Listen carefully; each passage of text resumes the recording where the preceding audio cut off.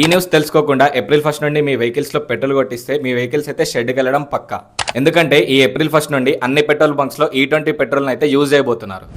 దీనివల్ల ఏ vehicles effect అవుతాయి and దానికి మనం తీసుకోవాల్సిన ప్రికాషన్స్ ఏంటో చెప్తా. ముందైతే రీల్ని ఎండ్ వరకు చూసి పేజ్ని ఫాలో చేసి పెట్టుకోండి.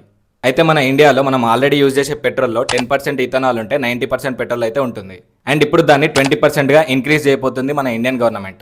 ఇట్లా చేయడానికి మెయిన్ రీజన్ అయితే పెట్రోల్ వల్ల కలిగే కాలుష్యాన్ని కొంతవరకు తగ్గించడానికి, అట్లనే మనం 80% పెట్రోల్ అయితే బయట దేశాల నుండి ఇంపోర్ట్ చేసుకుంటున్నాం, దాన్ని కూడా కొంతవరకు తగ్గించడానికి. ఇప్పుడు ఈ E20 పెట్రోల్ వాడడం వల్ల 2023 తర్వాత మ్యానుఫ్యాక్చరింగ్ అయిన వెహికల్స్ కి అయితే ఏ ప్రాబ్లం ఉండకపోవచ్చు, కానీ 2023 లేదా అంతకు ముందు మ్యానుఫ్యాక్చరింగ్ అయిన వెహికల్స్ మీ దగ్గర కనుక ఉంటే వాటి యొక్క మైలేజ్ 3 నుంచి 10 కిలోమీటర్ల వరకు తగ్గిపోతుంది. అట్లనే మీ ఇంజన్ల దగ్గర ఉన్న ప్లాస్టిక్ లేదా రబ్బర్ పైప్స్ అయితే కరిగిపోయి మీ ఇంజన్స్ అయితే ఖరాబ్ అయిపోతాయి. ఇట్లా అవ్వకూడదు అంటే ఆ పైప్స్ని డప్లాన్ పైప్స్తో అయితే రీప్లేస్ చేసుకోండి. ఇప్పుడే ఈ ఇన్ఫర్మేషన్ని మీ ఫ్రెండ్స్ ఇంకా ఫ్యామిలీ మెంబర్స్కి అయితే షేర్ చేయండి.